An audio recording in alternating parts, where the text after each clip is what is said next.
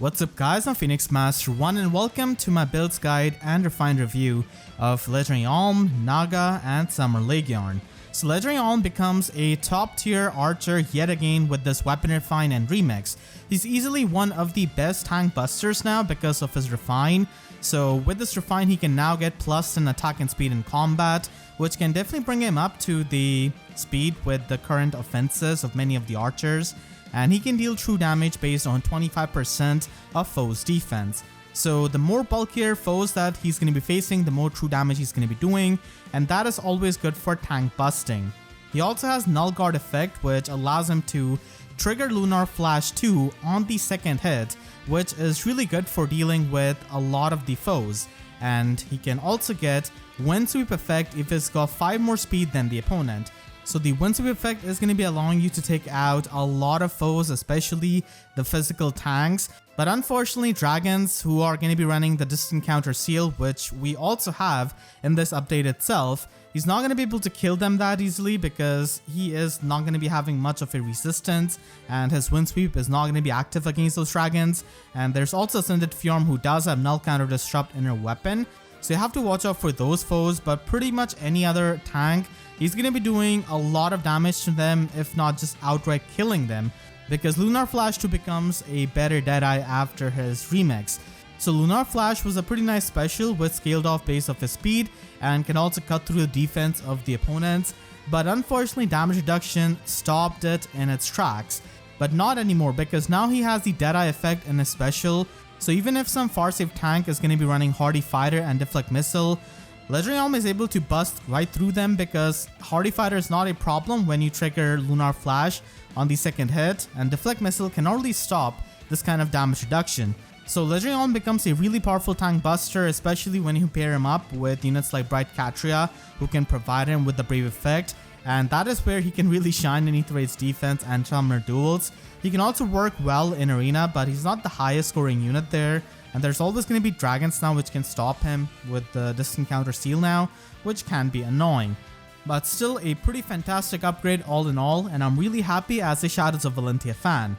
So if you want to build him up on a budget, you can simply give him late session 3, and Dartflow can help you with the speed check, but it's still not the best slotted skill because he doesn't give you any kind of extra attack. And sometimes the lack of attack is going to be the reason why he's going to be missing out on the kills. So if you can, just try to give him Sparrow 3, which is a player phase skill, and he's going to be functioning mostly in player phase. It's a pretty nice option. That's not the most expensive because it is available in the Divine Code section, and Null Follow Up is absolutely his best slotted skill that he can run on him, and he already comes with that. And Time Pulse is the new remix skill that he's got, so Lunar Flash becomes a one-turn special that he's going to be able to fire off on his second hit. And that is pretty easy to do with the Null Guard, the Wind Speed effect, and also the good speed that he has got. If you want to invest even more into him, then Attack Speed Ideal 4 is pretty much going to be his best slotty skill, because he's able to maintain the 100% HP condition of the skill thanks to having the Wind Speed effect. So he's able to get the most offenses here, and he can really have a lot of offenses with this and late session. Attack Speed 4 is a pretty nice and new slotsy option for him, which does come at the trade-off of having Time Pulse, but still you can just run Flashing Blade 3 so that he can trigger his Lunar Flash on the second hit anyways. So Attack Speed 4 can give you the visible buff, which has good synergy with the ideal skill, and it can also allow him to teleport, and that can be a ton of fun with a really strong nuke like Legendary Alm. You can also use him in Aether Raids defense with Brattle Katria and also in Summoner Duels.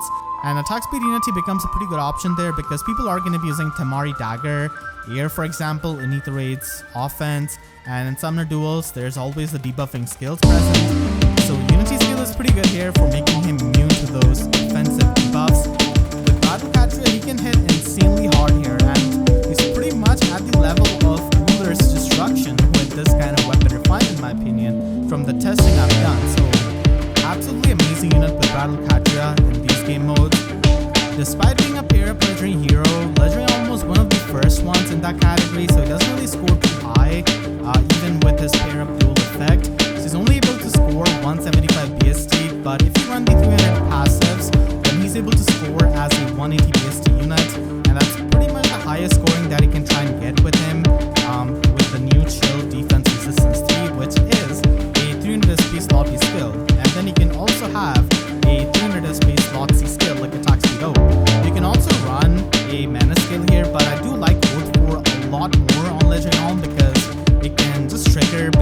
allies, and there's not really much you have to do, unlike the menace skill and be in the range of the foes.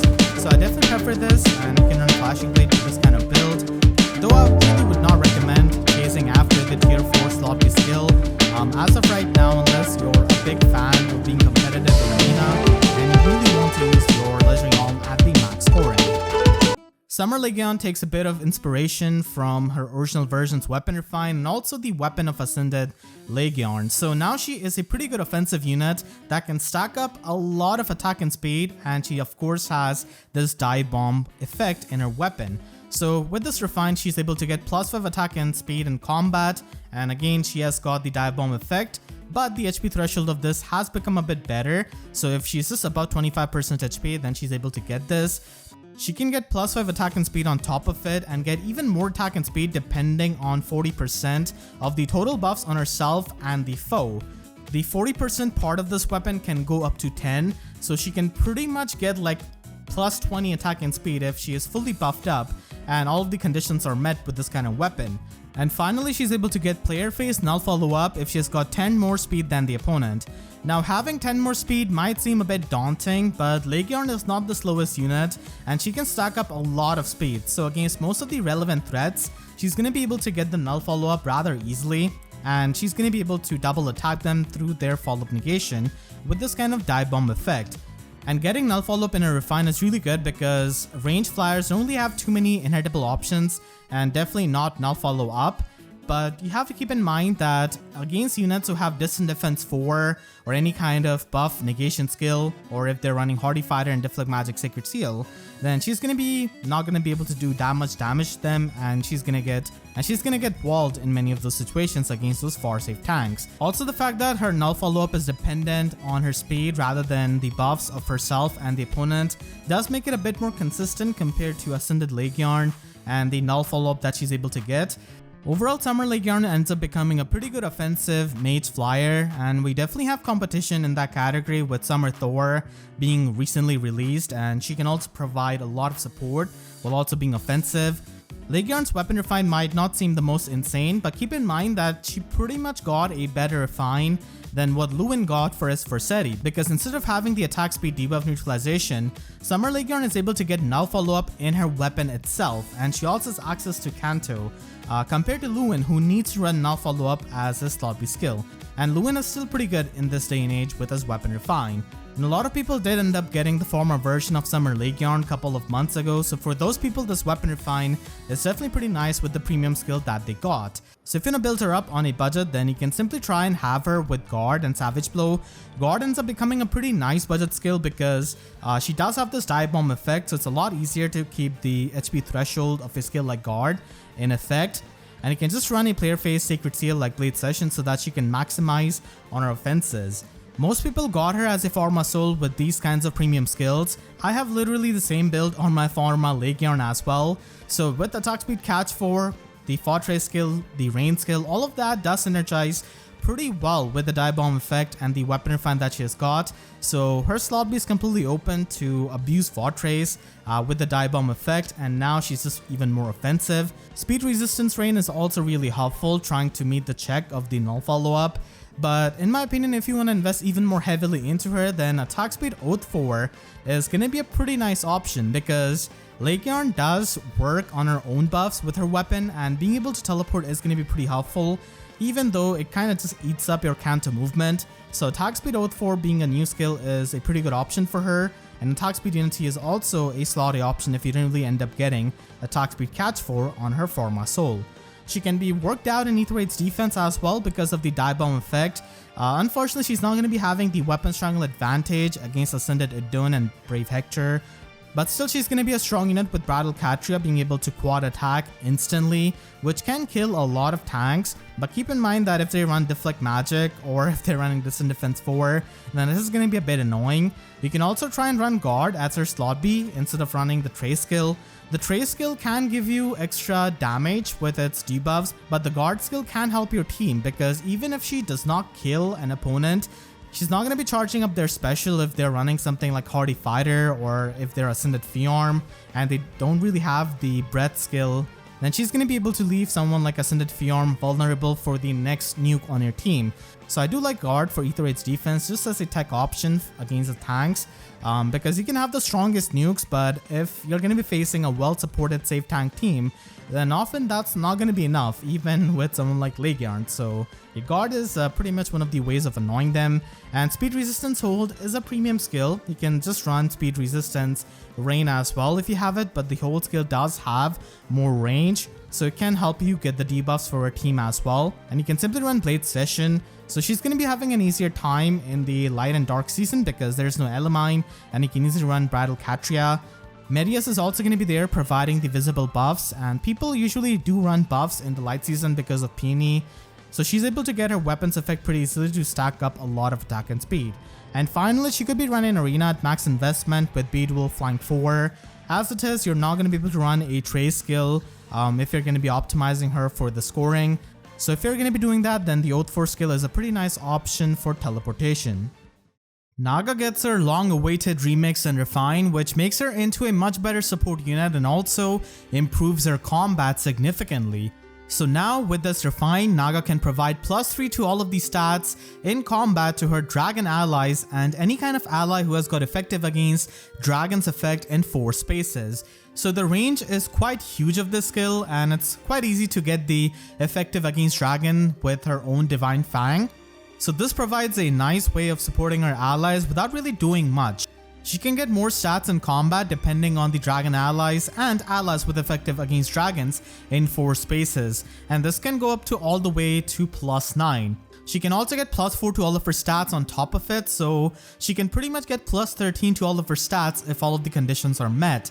And finally, she also gets Dragon's Wrath 3.5 pretty much with this refine. So quickly to go over Dragon's Wrath and what it does, it basically gives you 25% damage reduction from foe's first attack, and then she can get 25% true damage by subtracting her own attack with foe's resistance. So this can give her better firepower and definitely better survivability, and this can be really useful in Aether Raids offense because with this damage reduction, she might be able to survive the hit from the last remaining enemy so that he can, get the pots, and the extra firepower is always pretty nice for just the cleanup.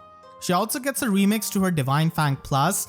It still has the 1 space range for the effective against dragon effect, which is a bit underwhelming honestly. I wish it also got upgraded to 2 spaces. But in any case, she definitely gets even more support with this skill, and now she can give +6 attack and speed and the player phase guaranteed follow-up attack to herself and allies within 2 spaces of her. So keep in mind that this is going to be the visible attack buff and also the visible status of player phase guaranteed follow-up attack. We have seen this effect before on Legendary Lucina's Future Vision 2 and also on the Weapon of August, and the fact that she can easily give this to any kind of ally in 2 spaces means that a lot of the slower units can have a much better player phase because of having this guaranteed follow-up attack. And she can also give the visible buffs to the offenses, which does make her a pretty nice support unit as well. Obviously, Naga is not going to be as insane of a support unit like Plumeria or Elamine, and definitely not as offensive as Thor, but still she ends up becoming a pretty unique Astro Mythic at the very least by providing this kind of support, and by also having much better combat. The effective against dragons can always help you against the Seros matchup and also against Duma matchup, especially after his refine. And now dragons are going to be getting a significant buff with their distant counter Secret Seal. So this effective damage against dragons is going to be aging up to be better as we see more and more dragons, and if Adult Tiki ends up being a really meta dragon. So while this is not the most insane upgrade, I think that Naga has become a much better Astro Mythic unit, and she's definitely a lot more viable and can do more things, which is always great for the veteran Aether Raids players who did end up having a lot of merges on her. Naga also gets Dive Bomb as a remix in her slot B, which is a bit weird with her damage reduction. But yeah, if you want to utilize that in the player phase, then the budget way of doing that is by running Life and Death, because her bulk is, not the most important thing when you're going to be focusing on Dive Bomb, and you can just run Blade Session as the Sacred Seal. But if you want to use her fully for support on a budget, then I definitely suggest getting Defense Res Link from Sigrun or Halloween Enna. So Defense First Link is easily one of the better slot B skills that you can run on Naga in Aether Raids offense, because she ends up becoming a pretty nice smite bot because of providing the attack and speed buff from Divine Fang Plus, and then after smiting you can fully buff up that ally. And many times even after smiting, because of the huge range of Divine Breath's extra stats, that ally who just got smited is still going to be able to take advantage. So people have been using her as a smite bot for many years, and now after Refine and Remix, she pretty much becomes better at this role. So this is definitely the way I'm going to be using her for most of my teams in Aether Raids, and this is one of the easier ways of including her on a team. You can also use her with double life and death, and the main reason of doing this is to soak up the Bright Shrine or the chill attack, chill speed debuffs for your allies, especially the offensive allies, because Naga does get +3 attack from her weapon, and then by stacking up life and death she can pretty much attract those buffs to herself. So that is one of the ways of also supporting with Naga, by just soaking up the debuffs. And if you want to use her more offensively at max investment, then attack speed catch 4 is going to be one of the options that you can run with Blade Session to just fully utilize her remix with Dive Bomb. And as for her IVs, I feel like plus speed IV is the better one if you want to use Dive Bomb, and in general it is going to be pretty nice for avoiding any kind of doubles. If you're going to be going the offensive route, then I do suggest ascending her attack, because it can help her with the Dragon Wrath effect that she's got in her weapon. So having extra attack does translate well with that. The next build is going to be quite surprising, but she actually becomes a pretty nice unit to be used in Aether Raids defense in the Chaos season. So in the Chaos season, you don't really have to care about the blessings and anything like that, so you can simply run her there to provide the guaranteed follow-up attack to your allies, and also the effective against dragon effect, which can definitely help you and your team against some of the dragon tanks which are really popular. And Naga can provide some pretty unique support to your allies with that guaranteed follow-up attack, and she can provide this to multiple allies, which is what makes her unique compared to the guaranteed follow-up attack that you get from August or Legendary Lucina. So this can allow your slower units to have a better player phase, which can translate better to the offensive strategies if you're going to be using Pathfinder. And with the units who already have a guaranteed follow-up attack, if you stack up the effect of Naga on top of it, they can break through the follow-up negation effects of the enemy's tanks if they end up having more speed than the enemy. So that is one of the effects that you can get out of the guaranteed follow-up attack as well. Keep in mind that in the Chaos season, you're still going to be susceptible to Elamine and her False Start, which can definitely stop Naga support. So that is something you have to watch out for. And even if you stack up enough resistance on her, most of the +1 optimal Elamines are going to be able to out-resistance her. So yeah, definitely a role I didn't expect her to work in as, but after her upgrade, this is definitely something that you can do. And I think I'm probably going to be experimenting with this myself as well, because it looks quite interesting.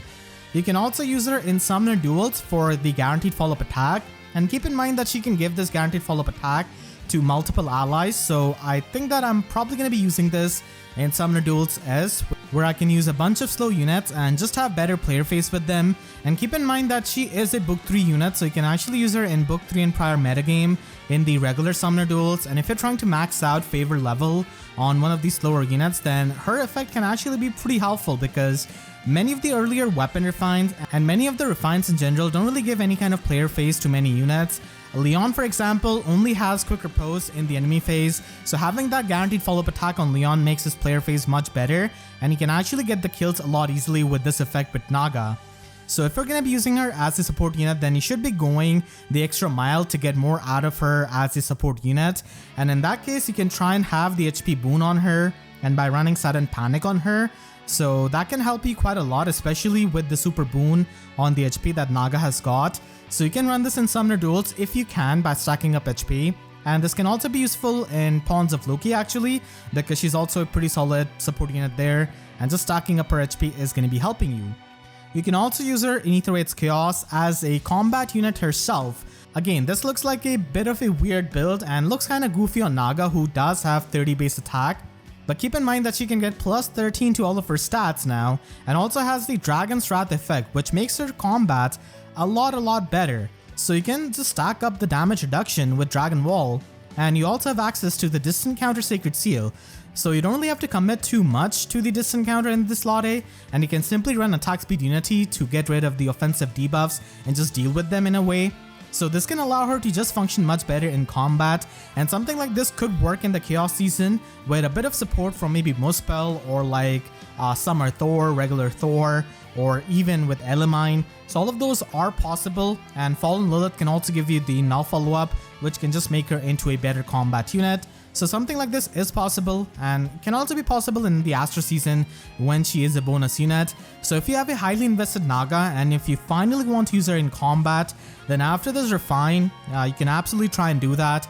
And she can give you good results in combat despite what it looks like on the paper, and you can always try and protect her from the melee matchups with a near safe tank. So that can help you a bit more instead of trying to omni tank with Naga. And in the Chaos season as it is, you can only use one save unit.